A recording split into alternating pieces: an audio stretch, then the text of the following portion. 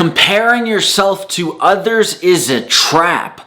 I'm exactly like this. I compare my life to others all the time, to some 22-year-old multi-millionaire who has a mansion, who has fast cars, who's physically fit, who has the girlfriend, who's gonna have kids, who has all of these things settled in their life. I'm always comparing, and I feel like my life is shit. I look at my life and I'm like, wow, it's shit. I'm overweight, I'm obese, I got stretch marks, I barely got anything in my savings, I'm nothing, I have no aura anymore, I'm really just not that great, I'm average. And that's the point, that's the meaning, is being average. You have to find contentment and fulfillment in being average, just the mundane, the simple. You have to find fulfillment in that, or you will lose your mind and you will constantly be comparing yourselves to other people. And the fact of the matter is, we all have different spawn points, and some of us are just lucky. Some of us are just lucky and work hard. Some people work hard, and some people work hard and they're unlucky. I know that for myself. With YouTube, I would work really hard and I would be extremely unlucky and nothing would work out. It would just be a failure. And it's probably because I wasn't doing enough, or I wasn't working hard enough, or I wasn't involving enough skill or whatever, but it was a constant failure. And we have to come to terms with being constant failures in life and living out this average existence. Like our dreams died. Our dreams did not happen. We did not become the people we wanted to become, and therefore we are exhausted, and we're just living this average life because we're exhausted and we tried all means of trying, and now we don't even want to try anymore. But it's important that you do try, because you heard the story about the lady with Harry Potter when she got successful at 60, and you heard the other success stories of people in their 60s and 70s and whatever. It's the luck of the draw. It could always be your turn if you keep turning up. And that's just the truth. If you keep turning up, you give yourself possibilities that can open up, that can flourish, and you just have to keep showing up. The easiest way to be successful is to find fulfillment. Success does not mean money. Success means fulfillment, finding true fulfillment in life. That is true success.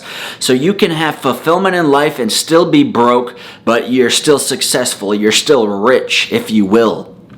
But you just need to find fulfillment in life. How do you do this?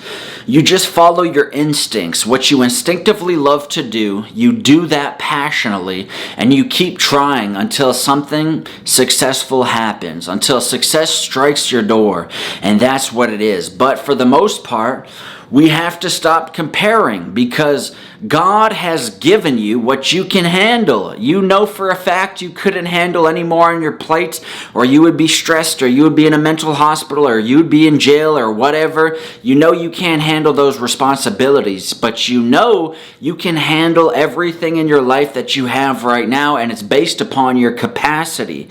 You just need a bigger capacity to steward more blessings, and that's really what it boils down to, and that comes from character, and character can be developed. But when God entrusts you, that He can entrust you with more, then He will give you more, but you need to be trustworthy to be able to steward that. And the fact of the matter is, we have all the blessings we can hold. Everybody has proportional blessings to their character and to their psyche, and whatever they can manage, they can manage. And for you, you can manage with less, unfortunately, but that's just the case. And you have to come to terms with that. Some of us are bound to be average people, and some of us are meant to be hyper successful, living our dream life, and that's just the luck of the draw. That's just having a lucky spawn. And people say you got to work hard to get rich, and you got to be a certain way, you got to manifest getting rich. No, it's all luck, and it involves hard work, but you can work hard and still be unlucky, and I've been that.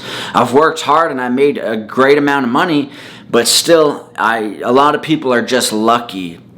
They're lucky to have smart brains that can make them successful or give them successful outcomes. They're lucky to have the brain that they have to be able to seize these opportunities to be able to get wealthy in the first place, and they're lucky to have the connections that they have, and they're lucky if they come from daddy's money, and they're lucky if they have a good spawn point. And a lot of it boils down to luck, of just being lucky of your environment, and then lucky with your brain that you can get rich with your brain and all of these different things. But for the dummy to get rich, all you got to do is follow your passions until it turns a profit. You just follow your passions consistently until it pays out, which it eventually will, because if you have so much output, you're going to receive something back for that. You're going to receive input back.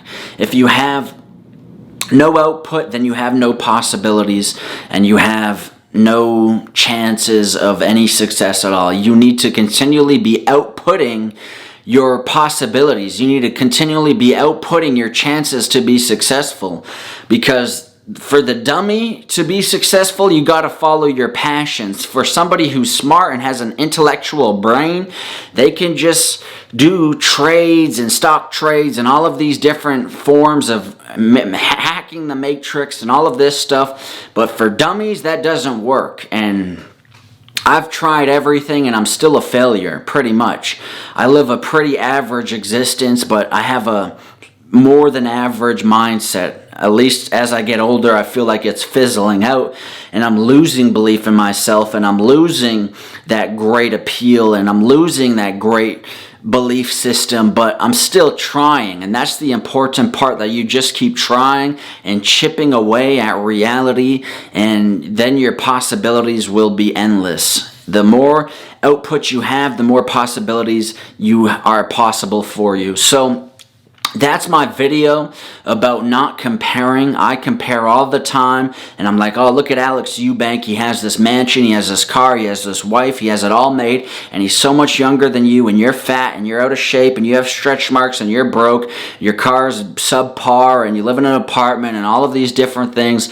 But comparison is the thief of joy. I have the blessings that I can steward, that I can be responsible for, and everything in my life is what I can handle for the most part. If I could handle more, then I will have more, and God will grant me more. But as of now, I have what I can handle, and I got to be content with that. And you got to find contentment and fulfillment in the mundane. So that's this video. Hopefully you guys enjoyed, and I will see you in the next one. Peace out.